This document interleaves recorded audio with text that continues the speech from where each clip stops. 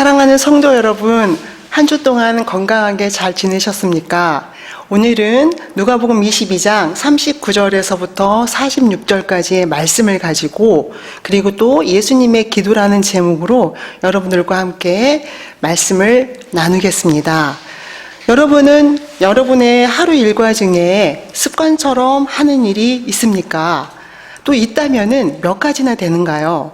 그리고 또 구체적으로 그런 일들은 어떤 일입니까? 또 여러분의 일주일의 삶의 패턴 중에서, 혹은 한 달의 삶의 패턴 중에서, 또 길게 잡아서는 1년의 삶의 패턴 중에서 습관처럼 하는 일이 있습니까? 있다면 몇 가지나 되고, 또 그 일들은 구체적으로 어떤 일들을 여러분들은 이야기할 수 있습니까? 그런데 그렇게 여러분의 하루의 삶의 패턴, 혹은 한 달과 1년의 삶의 패턴 속에서 여러분들이 꼭 습관처럼 하는 일들이 있다면, 그 일들 속에 여러분들이 기도는 그 일들 중에 하나가 되고 있는지 여러분들에게 묻고 싶습니다. 여러분의 일상에서 꼭 해야 하는 그 리스트 안에 기도가 들어있는지 이렇게 한번 점검해 보고 싶습니다.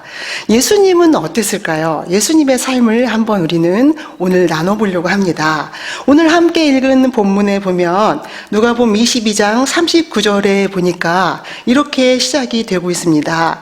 예수께서 나가사 습관을 따라 감난산에 가시며 제자들도 따라갔더니, 이렇게 39절의 이야기가 시작되면서 40절의 말씀에서는 그곳에 이르러 그들에게 이르시되 유혹에 빠지지 않게 기도하라, 이렇게 이야기를 하고 계신 것을 보게 됩니다. 그렇다면 예수님께서는 습관을 따라 감난산에 가셨고, 또 습관에 따라 기도하고 있다는 것을 우리는 보게 됩니다. 그렇습니다.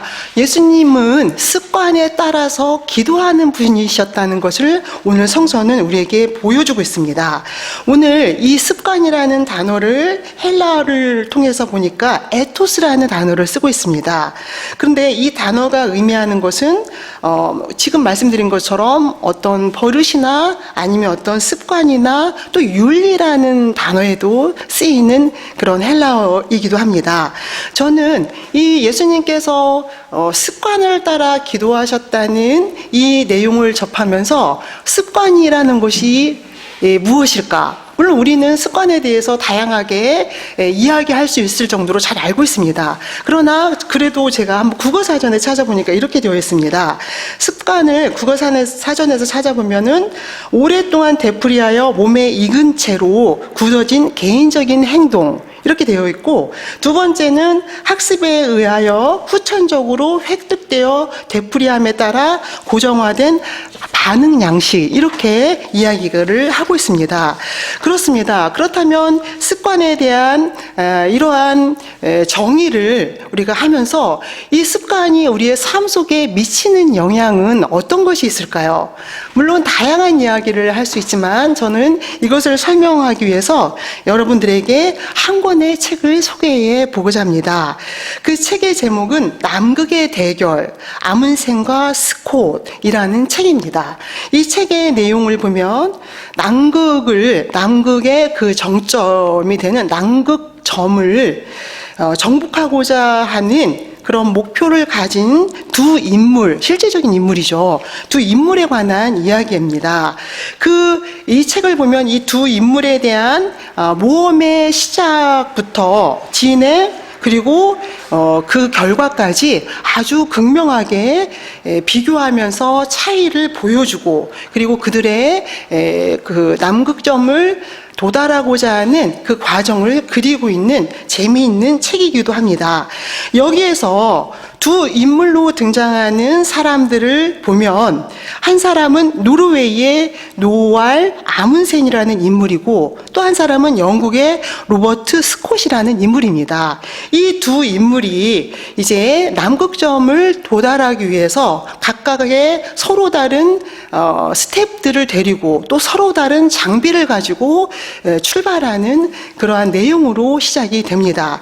그런데 1911년 1911년의 이야기이거든요. 1911년 12월 14일에 해상 15,938마일을 건넌, 그리고 또 특별히 갯썰매로 베이스 캠프를 출발한 지 55일 만에 이 남극점을 정복한 자는 아문센이라는 노르웨이 사람이 되게 됩니다. 아까 말씀드린 것처럼 노르웨이의 아문센과 그리고 영국의 스콧의 경쟁이라고 제가 말씀을 드렸는데, 55일 만에 이 아문센이 영국의 스콧을 제끼고 그리고 남극점에 도달하는 그러한 쾌거를 올리게 되는 이야기입니다. 그런데 이 이야기를 통해서 이 두 인물의 어떤 경쟁 구도와 그 모든 과정을 통해서 경영 컨설트인인 짐 콜린스는 몇 가지 이야기를 합니다. 그 중에 중요한 이야기가 스맥이라는 단어로, 스맥이라는 이제 줄임 단어죠. 여러 가지 단어를 줄인 스맥이라는 단어로 작은 습관을 실행하는 것을 강조하고 있습니다.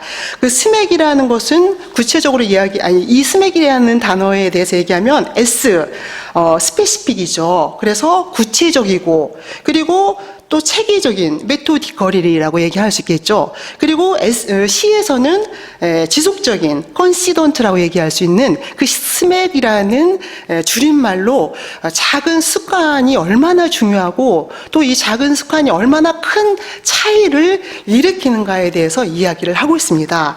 그래서 이 경영 컨설트인 이 짐 콜린스가 이야기하는 것은 특별히 이 아문센과 스콧의 차이점이 뭐냐면, 차이점을 하나 아주 중요한 차이점을 들고 있는데, 예를 들면 이렇게 이야기하고 있습니다. 아문센이라는 이 사람은 아무리 날씨가 좋아도, 그래도 대원들의 체력을 소진하지 않도록, 아무리 날씨가 좋다고 하더라도 대원들의 체력을 소진하지 않도록 적정선을 유지하면서 딱 20마일만 행진하도록 했습니다. 그리고 아무리 날씨가 굉장히 나빠도, 그래서 사람들이 움직이기 힘든 그런 상황에도 똑같은 20마일을 걷도록 모든 대원들에게 요구를 한 거죠. 어떤 의미에서 이 아문센이 세운 그러한 규율은 광적이기도 하다는 이야기를 할 정도입니다. 그러나 반대로 이 스콧이라는 이 리더는 만약에 날씨가 좋은 경우에는 대원들이 정말 지쳐서 모든 체력이 고갈될 정도로 굉장히 긴 거리를 걷도록 했고, 날씨가 좋지 않고 위험한 경우에는 모든 대원들을 숙소에 집어넣어서 쉬게 하는 그러한 방법으로 대원들을 이끌었습니다. 그런데 결과는 무엇입니까? 스콧을 제끼고 아문센이 그 남극점에 도달하는 일을, 그리고 또 35일이나 더 먼저 도달하게 되는 그러한 쾌거를 올리게 됩니다. 우리는 이 두 사람의 남극점에 대한 탐험의 이야기를 보면서 작은 습관이 얼마나 중요한가, 그리고 얼마나 큰 간격을 만드는가를 볼 수 있고 또 느낄 수 있고, 직접 체험은 하지 않지만 마치 직접 체험한 것과 같은 그런 경험을 할 수가 있습니다. 사랑하는 성도 여러분, 이렇게 습관이 중요하다고 한다면 여러분들의 삶 속에서 여러분들이 기도하는 습관을 한번 점검해 본다면 여러분들은 여러분들의 기도 습관에 대해서 어떤 이야기를 할 수가 있습니까? 여러분들은 이렇게 제가 질문하면, 아니 기도를 습관처럼 한다고? 이렇게 반론을 제기하실 수도 있지만, 정말 중요한 거는 오늘 누가복음에서 이야기하는 것처럼 우리 예수님께서 기도를 습관에 따라 하셨다는 이야기를 하고 있습니다. 그분은 늘 습관처럼 그렇게 날마다 하나님을 찾는 기도를 하고 계셨다는 것을 우리는 오늘 성서를 통해서 읽을 수가 있습니다. 그렇습니다. 예수님께서는 날마다 습관처럼 그렇게 하나님을 찾고 또 그분에게 그분의 삶을 드리고 또 그분의 삶에 대한 모든 문제를 함께 나누고, 그리고 하나님의 뜻을 깨달아 아는 그런 중요한 기도의 시간을 가졌다는 것을 우리는 보게 됩니다. 사랑하는 성도 여러분, 그러므로 오늘 우리는 예수님처럼 그분의 삶처럼 우리의 삶 속에 기도하는 습관을 가질 수 있기를 축원합니다. 그렇다면은 좀 더 나아가서 그러면 우리는 왜 기도의 습관을 가져야 하는가? 그리고 또 그 기도의 목적은 무엇인가를 한번 살펴본다면 저는 40절을 이야기할 수 있을 것 같습니다. 40절에는 이렇게 되어 있습니다. 그곳에 이르러 그들에게 이르시되 유혹에 빠지지 않게 기도하라.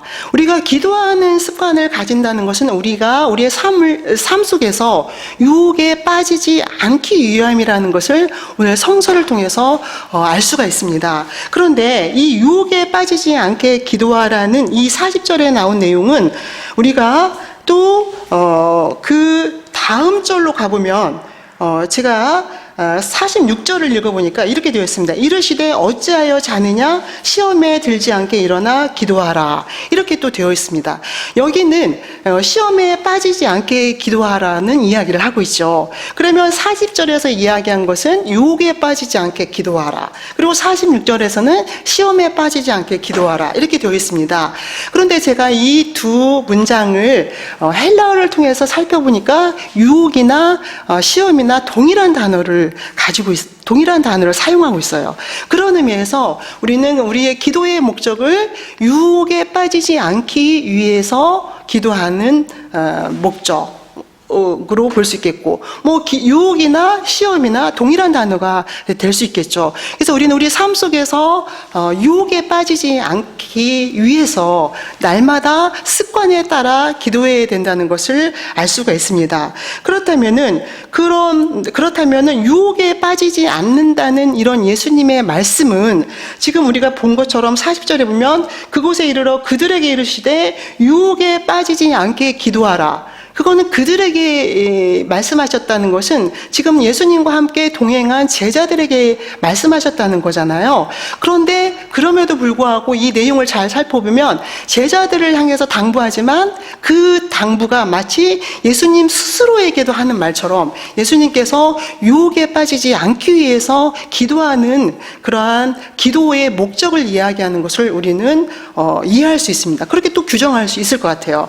그렇다면 예수님께서는 어떤 유혹에 빠지지 않기 위해서 오늘 감람산에 올라서 기도하는 것일까? 우리는 이렇게 또 생각해 볼 수가 있는데요. 예수님께서 오늘 감람산에 다시 또 오르셔서 기도하는 그 예수님의 상황을 보면은 예수님은 지금 굉장히 임박한 십자가 지심이라는 중요한 사건 앞에 있습니다. 곧 예수님께서는 하나님께서 예수님에게 당부하신 또 예수님의 삶을 통해서 이루고자 하는 십자가를 져야 하는 그러한 임박한 상황과 현실 속에 있었어요. 그런 예수님은 너무나도 그 짐이 무겁게 느껴지고 또 두렵게 느껴지고 또 굉장히 고통스럽게 다가왔습니다. 그렇기 때문에 그런 예수님은 시험에 빠지지 않기 위해서, 유혹에 빠지지 않기 위해서 기도하고 있는 모습을 우리는 보게 됩니다. 오늘 우리는 예수님의 기도에 대해서 누가복음을 함께 묵상하고 있는데요. 이 누가복음의 내용은 마태복음과 마가복음에 동시에 나타납니다. 물론 조금 내용이 더하고 빼고의 차이는 있지만 동일한 내용, 동일한 사건을 말하고 있죠. 그래서 우리가 마태복음을 통해서 이 사건을 잠깐 조명해 보면은 우리 누가복음에는 나타나 있지 않는 예수님의 특별한 그분의 심경을 알 수 있는 그런 내용이 들어 있습니다. 그런데 마태복음에서는 예수님께서 그 십자가 앞에서 십자가를 져야 되는 그분의 사명 앞에서 이렇게 고백하고 있는 내용을 우리는 마태복음에서 볼 수 있어요. 내 마음이 심히 고민하여 죽게 되었으니 너희는 여기 머물러 깨어있으라. 이렇게 이야기합니다. 십자가의 사건 앞에서 내 마음이 심히 고민하여 죽게 되었다는 그런 예수님의 고백을 듣게 됩니다. 십자가를 져야 하는 그 사명 앞에서 예수님의 마음이 너무 심히 고민하여 죽게 되기까지에 이르렀다는 것은 그 예수님의 십자가의 사건이 너무나 고통스럽고 너무나도 그분이 감당하기에는 큰 짐으로 느끼셨다는 것을 볼 수 있어요. 그래서 예수님은 기도할 때 그렇게 기도합니다. 하나님, 만일 아버지의 뜻이거든 이 잔을 내게서 옮겨 주십시오. 그러나 내 원대로 하지 마시고 아버지의 원대로 하기를 기도합니다. 예수님은 그 십자가의 사명을 옮기고 싶을 정도의 그렇게 간절하고 고통스러운 그러한 유혹에 마치 있는 것과 같은, 그래서 유혹에 넘어질 것 같은 그런 상황 속에서 예수님은 그 유혹에서 당신을 지키기 위해서 유혹에 빠지지 않게 기도하라고 제자들에게 당부하시고, 그리고 실제로 그분의 삶을 통해서 우리에게 보여주고 있다는 것을 우리는 알게 됩니다. 사랑하는 성도 여러분, 그렇다면 기도의 목적을 우리는 무엇이라고 이야기할 수 있을까요? 예수님께서 우리에게 보여주신 그 기도의 목적은 실제로 하나님께서 예수님을 통해서 이루고자 하는 중요한 하나님의 그 놀라우신 계획을, 그 계획을 부족하지만, 그러나 연약하지만 그럼에도 불구하고 그 계획을 이루실 수 있도록, 특별히 당신을 통해서 이루실 수 있도록 기도하는 것이 예수님의 기도의 목적이었습니다. 유혹에 빠지지 않고 시험에 빠지지 않고, 지금 막 너무나 심히 고민해서 죽게 될 그런 상황이어서 마치 내가 지금 막 시험에 빠질 것 같은, 그리고 유혹에 빠질 것 같은 그런 상황에서 자기를 잡기 위해서 기도하는 그런 예수님의 모습을 우리는 보게 됩니다. 그렇다면 기도의 목적은 분명히 하나님의 일을 이룰 수 있는 특별한 존재로서의 새로운 인식과 그리고 그 용기를 갖게 한다는 것임을 우리는 알 수가 있습니다. 사랑하는 성도 여러분, 우리 모두는 우리의 삶의 현장 속에서 이렇게 무겁고 힘겨운 그러한 짐을 져야 되는, 혹은 너무나도 큰 사명 앞에 우리는 유혹을 만나게 되는 그런 상황에 직면하게 되기도 합니다. 그런데 그때 우리는 또 마땅히 예수님처럼 그렇게 기도할 수 있는, 그리고 그 기도의 목적이 마땅히 하나님의 일을 또 하나님의 우리에게 맡겨주신 사명을 감당하기 위한 우리의 목적이 되어야 된다는 것을 여러분들은 늘 인식할 수 있고 고백할 수 있기를 축원합니다.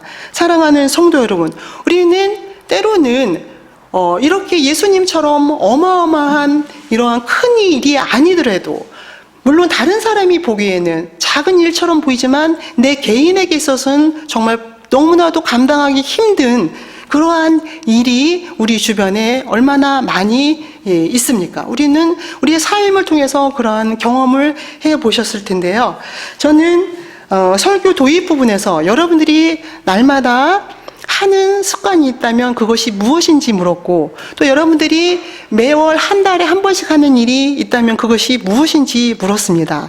저는 이 시간에는 제가 독일에서 유학 시절, 독일에서 유학 생활을 할 때 학기가 시작하기 전에 날마다가 아니죠. 학기가 시작하는 것은 6개월에 한 번씩 시작되니까 그러니까 어떻게 이야기할까? 6개월마다 기도드리는 기도의 내용이 있었습니다.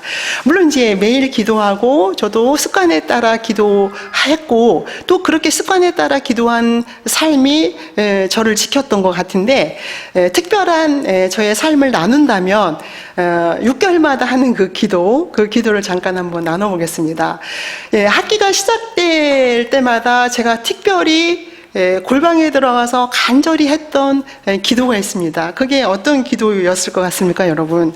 독일에서 하는 공부가 굉장한 큰 스트레스와, 그리고 또 내 자신, 다른 사람은 모르겠어요. 저 같은 경우에는 제 자신이 굉장히 움츠려드는 그런 것들을 경험할 수밖에 없었던 것 같아요. 왜냐하면 이제 많은 자료들을 독일어로 읽어내야 하고, 또 사람들과의 대화 속에서 이 많은 자료에 대한 내용들을 독일어로 해야 되는, 그러나 독일어에 대한 많은 부족한 부분들이 있었기 때문에 저는 학기가 시작될 때마다 특별히 드리는 기도가 있었어요. 그것은 뭐냐면, 이제 세미나 시간에 들어가게 되면, 저를 지도하신 지도교수의 세미나에 들어가게 되면 돌아가면서 발제를 해야 되잖아요. 그런데 그 발제는 그 선생님이 누군가에게 다 뭐 그 사람의 어떤 의무로 시키는 건 아니거든요. 어떤 자진해서 하는 건데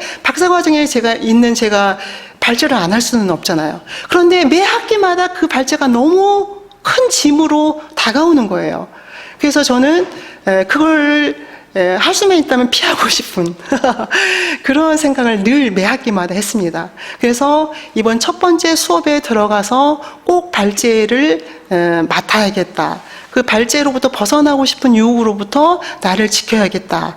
그런 생각을 가지고 늘 기도했던 것이 기억납니다. 그리고 매번 발제를 했습니다. 한 번 발제를 맡기 위해서는 많은 고생을 했습니다. 많은 책을 미리 읽고 또 매일마다 학기가 시작되면 조금 더 좋은 발음으로 발표하기 위해서 날마다 라디오를 귀에 꽂고 다니면서 독일어 단어를 되뇌이면서 또 되풀이하면서 그렇게 한 학기를 보냈던 것 같습니다. 사랑하는 성도 여러분, 우리는 우리의 삶 속에서 많은 사람들이 자기의 삶을 진중하게 생각하고 소중하게 생각하며 그리고 또 성실하게 살아갑니다. 그런데 우리의 성실과 우리가 우리의 삶을 바라보는 소중하다고 생각하는 그 관점 이전에 먼저 하나님 앞에 습관에 따라서 기도하는 오늘도 그리고 내일도 그리고 앞으로도 날마다 기도하는 그 삶을 통해서 우리의 바른 삶을 하나님으로부터의 어떤 하나님이 주시는 그러한 용기와 그 격려와 또 할 수 있다는 그런 믿음으로 그렇게 출발할 수 있는 그러한 여러분들이 되시기를 축원합니다.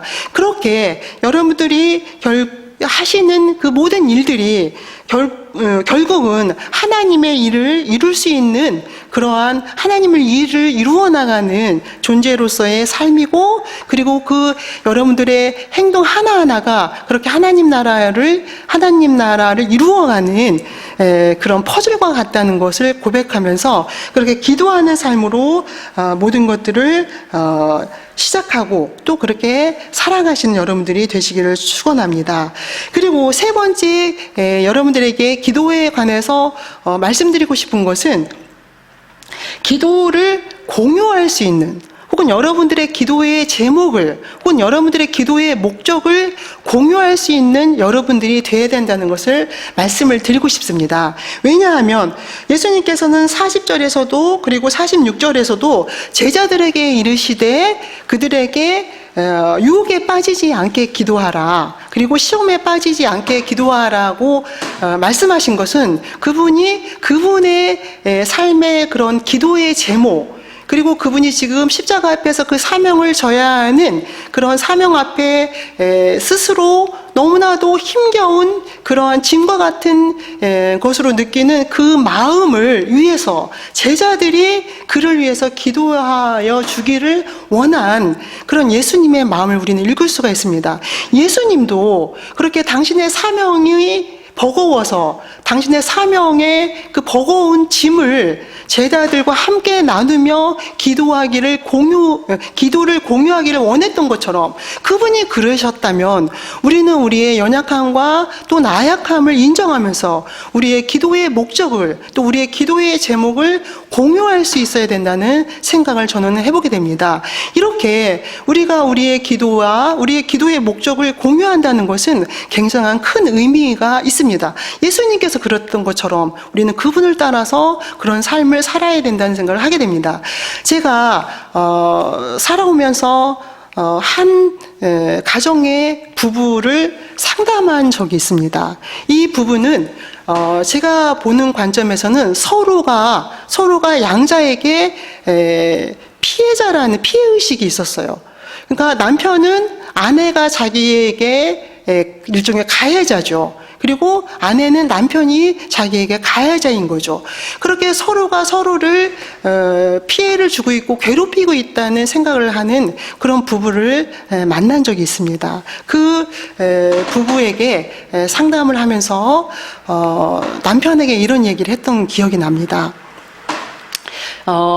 그 남편에게 제가 이제 몇 가지 일을 당부를 했어요. 그의 아내를 위해서. 그런데 그 당부한 내용을 들은 남편이 자기는 도저히 그렇게 할 수 있는 마음이 없다. 그리고 그런 마음이 생기지 않는다. 그리고 그런 마음이 생기지 않을 것 같다. 앞으로도 생길 수가 없을 것 같다. 그런 얘기를 저에게 했습니다. 저는 그런 남편에게 이런 얘기를 했습니다. 마음으로 하지 마시고 머리로 하십시오. 그렇게 이야기했습니다. 당신은 마음이 안 된다면 그것을 머리로 하십시오. 그리고 저는 기도하겠습니다.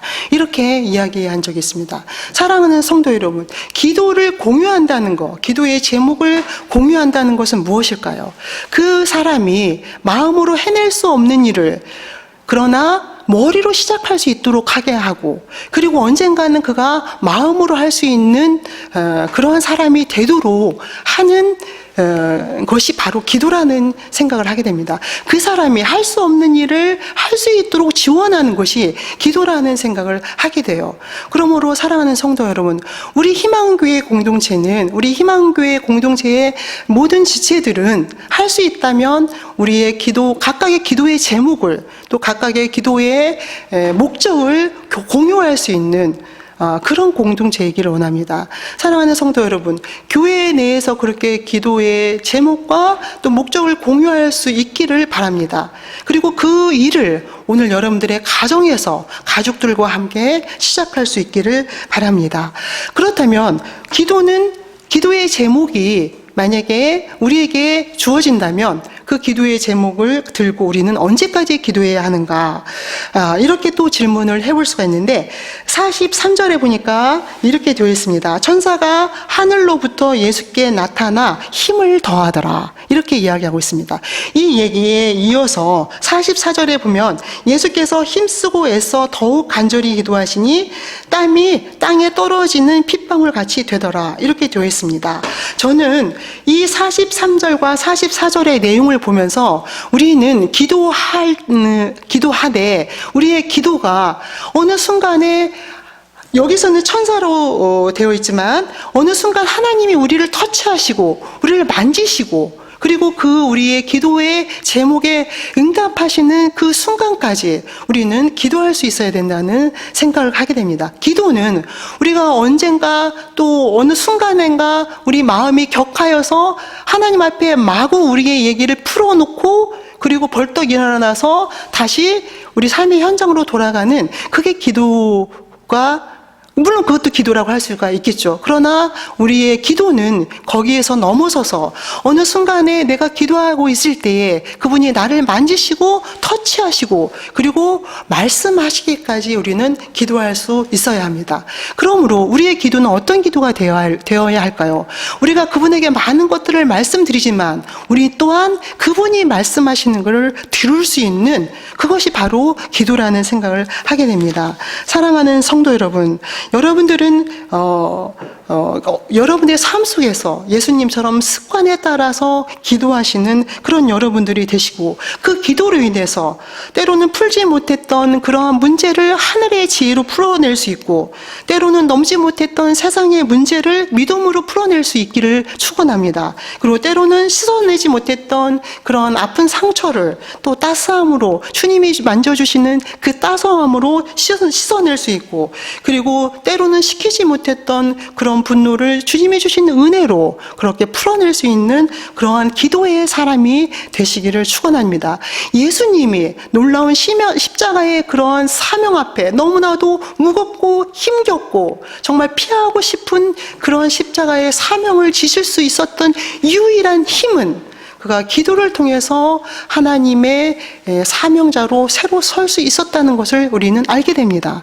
사랑하는 성도 여러분, 그렇다면 우리는 예수님을 따라 그분을 따라 습관을 따라 기도할 수 있는 기도의 사람들이 되실 수 있다는 것을 성수를 통해서 다시 한번 보면서 다시 한번 배우면서 그런 삶을 살아가실 수 있는 여러분들이 되시기를 축원합니다. 기도하시겠습니다.